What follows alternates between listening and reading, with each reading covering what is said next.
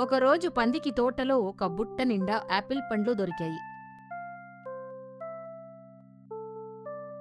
Wow! ఇన్ని Apple పండ్లా? ఇవన్నీ నాకే సొంతం. మిత్రమా పంది, నాకు చాలా ఆకలిగా ఉంది. ఒక పండు ఇస్తావా? ఇవ్వను. ఇవన్నీ నేనే కష్టపడి సంపాదించుకున్నాను. నువ్వు వెళ్ళిపో. పంది ఆ బరువైన బుట్టను ఒక్కటే మోసుకుంటూ బయలుదేరింది. అబ్బా! ఈ బుట్ట చాలా బరువుగా ఉంది.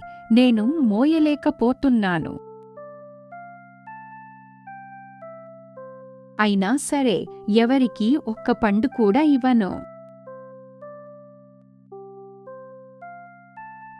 దారిలో పంది కాలు జారి ఒక బురద గుంటలో పడిపోయింది.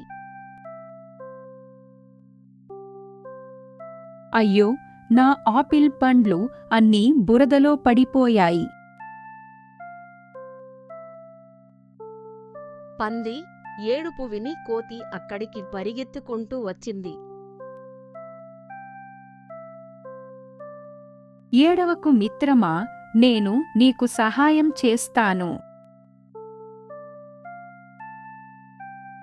కోతి యాపిల్ పండ్లను నీళ్లలో కడిగి పందిని పైకి లాగింది.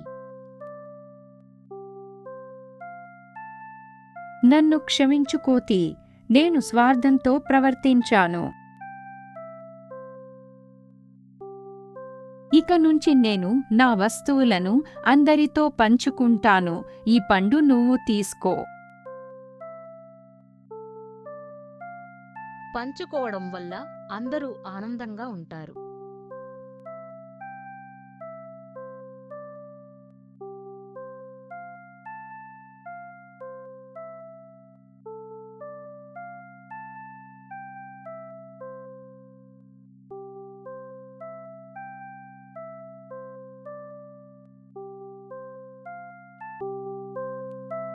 ఈ కథ నచ్చిందా?